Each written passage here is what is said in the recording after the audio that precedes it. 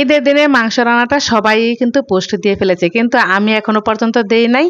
আজ আমি চিন্তা করলাম যে কোনো ভিডিও আমি এখনো পর্যন্ত এডিট করতে পারি নাই, তাই আমি ভাবলাম যে এটাই পোস্ট করে ফেলি।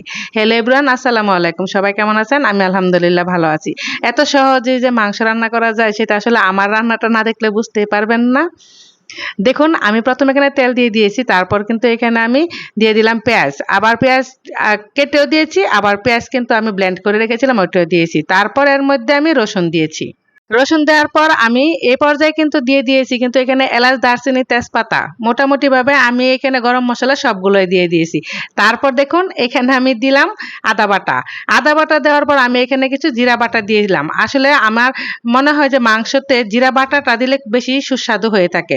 আমি বেশিরভাগই কিন্তু জিরা বাটা দিয়ে রান্না করার চেষ্টা করি। তারপর এখানে দিয়ে দিলাম লবণ। লবণ দিয়ে আমি একটু ভালোভাবে এটা নেড়েচেড়ে নিলাম।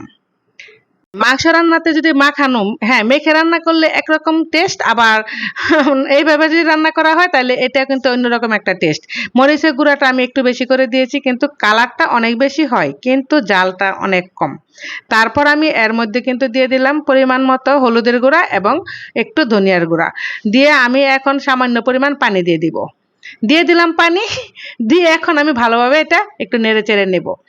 আর পানিটা আমার মনে হয়েছিল যে কম হয়েছে, তারপর আমি আর অল্প একটু পানি দিয়ে দিলাম।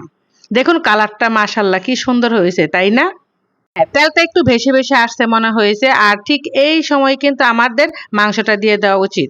তারপরে ভাবলাম যে আর একটু কষায় নিই, কারণ মশলা যত বেশি কষাবেন মাংস খেতে কিন্তু ততটা বেশি সুস্বাদু হয়ে থাকে।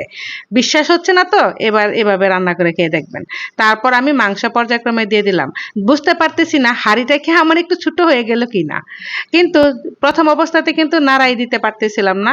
মোটামুটি ভাবে একদম উপর দিয়ে উঠেছিল। এখানে প্রায় 7 কেজি থেকে 7.5 কেজির মতো মাংস দিয়ে দিলাম আমি এখানে। আর সবগুলো কিন্তু একদম মাংস, কিন্তু হাড় দুই একটা মনে হয় আছে। আর হাড় না দিলে তো মাংস খেতে ভালোই লাগে না।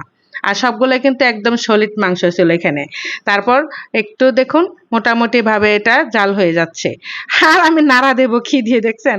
প্রথমে কিন্তু আমি কাঠের ওই চামচটা দিয়ে নাড়া দিতেছিলাম, কিন্তু ওইটা দিয়ে দিতে পারতেছি না, ভিতর ঢুকাতে পারতেছি না। আর এখন মনে হইতেছে যে পাতিলটা অনেক ছোট, কিন্তু না, ভিডিওতে মনে হচ্ছে কিন্তু আসলে না। তারপর একটা কাঠির মতো ছিল আমার এখানে, আর ওটা দিয়ে কিন্তু আমি মোটামুটি নেড়ে দিচ্ছি। কি করব, আর দেওয়ার না দেওয়ার মতো কিছুই নেই।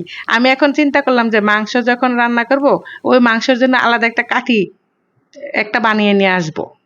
আসলে গ্রাম এলাকাতে কিন্তু অনেকেরই আমি দেখি এই জিনিসটা, যে কাঠের একটা কাঠি দিয়ে কিন্তু এটা নাড়ায়। তারপর বাঁশের যে বাঁশ দিয়ে কিন্তু তৈরি করে থাকে, একটা কঞ্চি দিয়ে তৈরি করে থাকে। আমার কাছে খুব ভালো লাগে। মোটামুটি কষানো প্রায় হয়ে যাচ্ছে। আমার কাছে খুব ভালো লাগছিল। রান্নাও প্রায় শেষ পর্যায়ে। কেমন হলো বলুন তো?